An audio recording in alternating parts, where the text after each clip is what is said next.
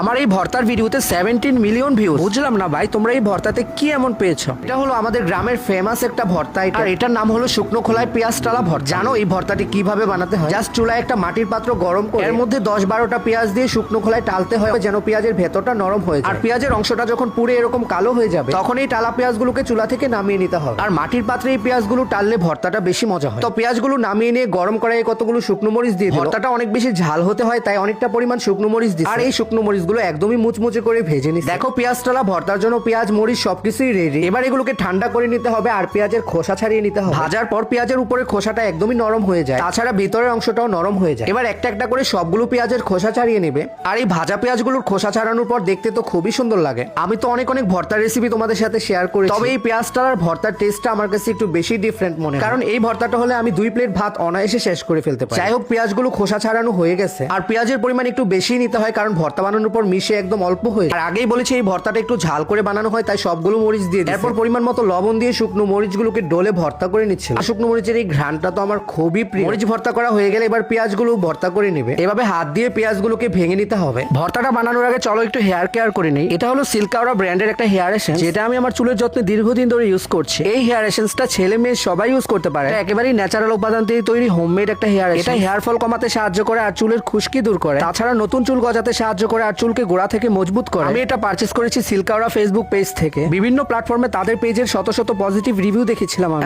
আলহামদুলিল্লাহ আমি বেশ ভালো একটা রেজাল্ট পেয়েছি। মাত্র কয়েক মাস ধরে ব্যবহার করে আমার চুলের সকল সমস্যার সমাধান হয়ে গেছে। তোমরা যারা এই হেয়ার এসেন্সটা পারচেজ করতে চাও, তাদের জন্য পেজের নাম আমার ক্যাপশনে মেনশন করে দিলাম। পেঁয়াজ টালার পর পেঁয়াজগুলো একদমই নরম হয়ে গেছে, হাতে নিয়ে সামান্য চাপলেই পেঁয়াজগুলো ভর্তা হয়ে যাচ্ছে। তোমরা চাইলে শিলপাটায় বেটেও ভর্তা করতে পারো, তবে এই ভর্তাটা শিলে না বেটে হাতে মাখিয়ে বানালেই বেশি মজা হয়। সবগুলো টালা পেঁয়াজ হাত দিয়ে এভাবে গলিয়ে নিচ্ছে, তারপর মরিচের সাথে পেঁয়াজগুলোকে ভর্তা করে নিতে হবে। আর টালা পেঁয়াজের এত সুন্দর ঘ্রাণ তোমরা কল্পনাও করতে পারবে না। অলরেডি আমার মুখে পানি চলে আসছে এইটুকু দেখে। যাই হোক, পেঁয়াজ মরিচ সবকিছু একসাথে খুব ভালো করে ভর্তা করে নিল।